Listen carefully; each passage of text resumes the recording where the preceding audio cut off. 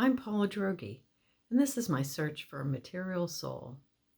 Free will is about individual choice and action. Freedom is about political systems that protect individual choice and action. I keep meaning to talk about free will, but get thwarted for various reasons. This week, I'm going to talk about freedom because we are rapidly losing ours. The week before last, I drove to Moshannon Valley Processing Center, where about 1,200 ICE detainees are being processed for release or deportation. It's the largest detainee center in the area and one of the largest in the nation. My job was to pick up a woman, let's call her Maria, who was being released on bond. She had been held for 3 weeks under conditions that she described as ugly, cruel, and a nightmare. The guard woke her up in the night and the morning with, "Let's go, bitch."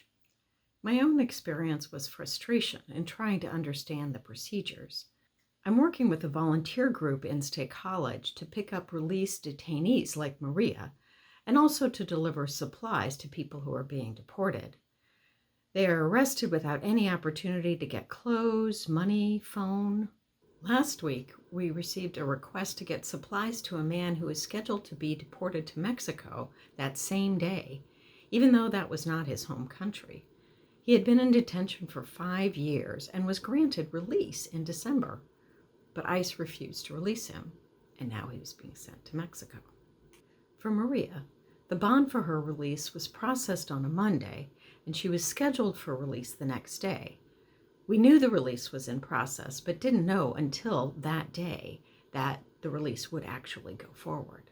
I decided to do the pickup, and another volunteer joined me. They wouldn't give us an approximate time for release. You just had to show up and wait. On that particular Tuesday, I was busy trying to arrange another delivery and get help for a detainee to sign passport forms for his children. So we weren't able to go until 1 p.m. We got to the center around 2, and then were told right away to come back at 3. We found a park in town and came back at 3 and waited and waited.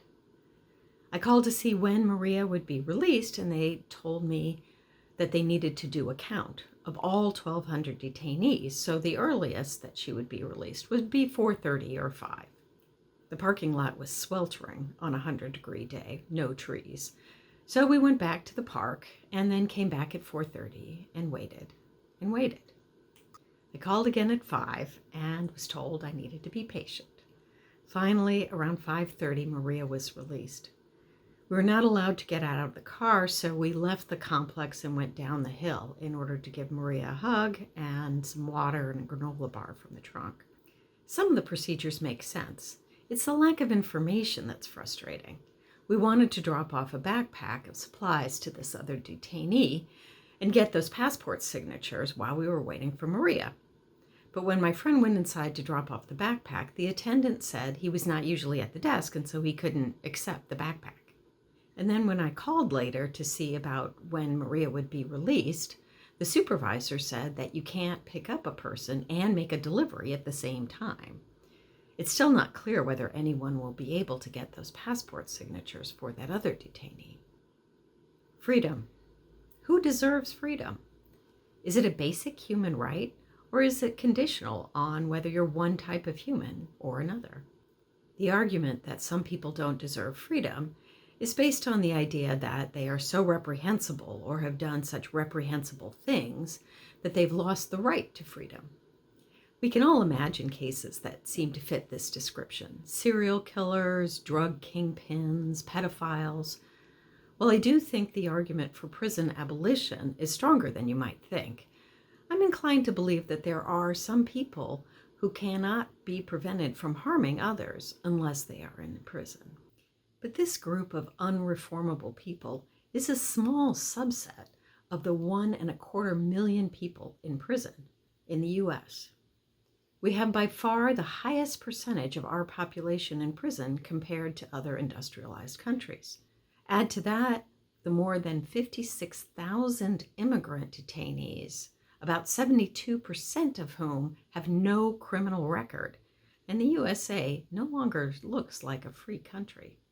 Maria had no record. She's a mother, working hard to make a better life for her family. Another argument for depriving people of freedom is that they have not earned it. They have come to the U.S. illegally and so do not belong here. But this argument is philosophically problematic. If freedom is a human right, then it applies to everyone, regardless of immigration status.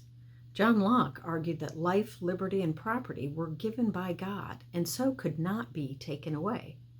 The only exception was to prevent one person from infringing on the rights of another. Do people who come to the U.S. illegally infringe on my rights? Certainly not my life or liberty.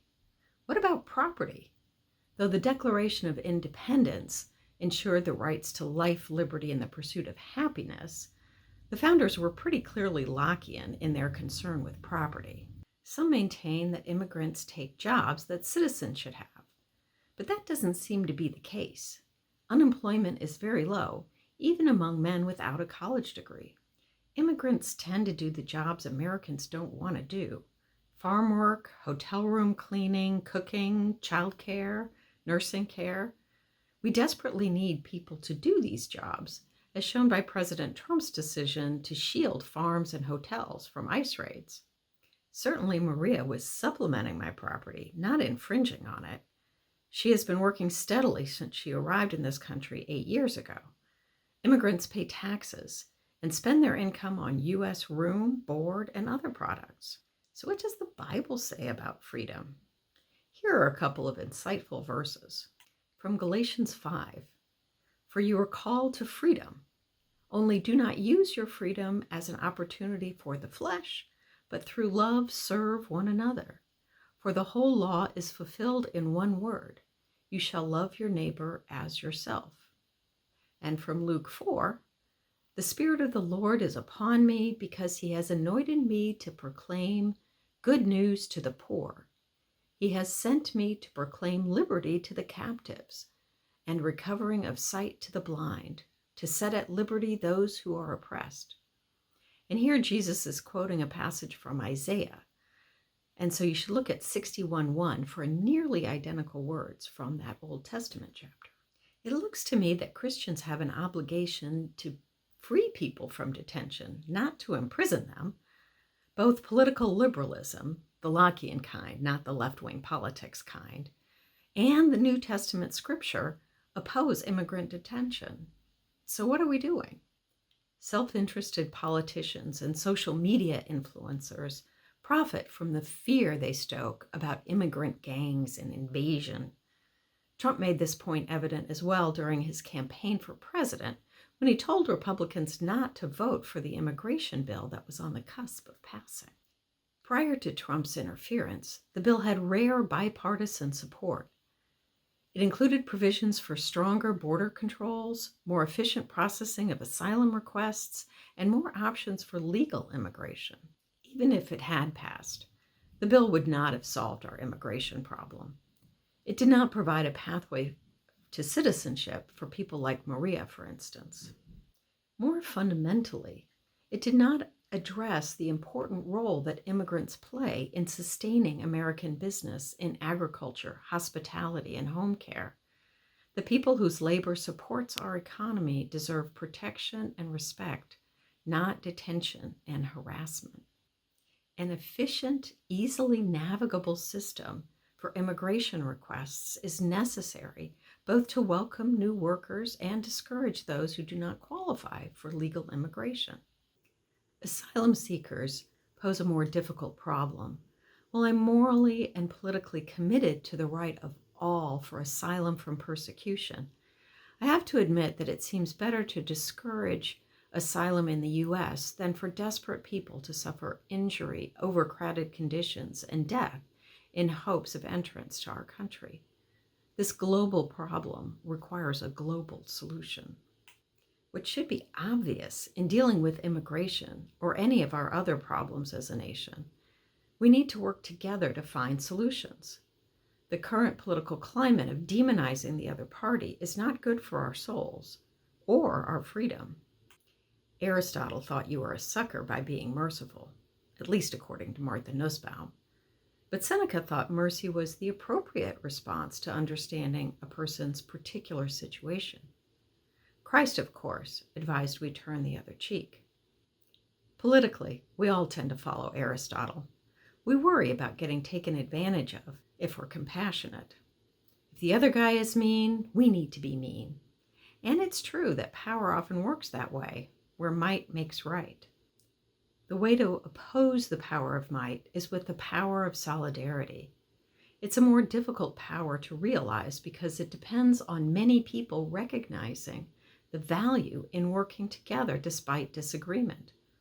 It's the power of democracy over monarchy, and it's in danger of being lost. Freedom is about political systems that protect individual choice in action. We depend on each other to support a system that protects our ability to make choices. Without you, I cannot be free. Without me, you cannot be free. There is no such thing as individual liberty.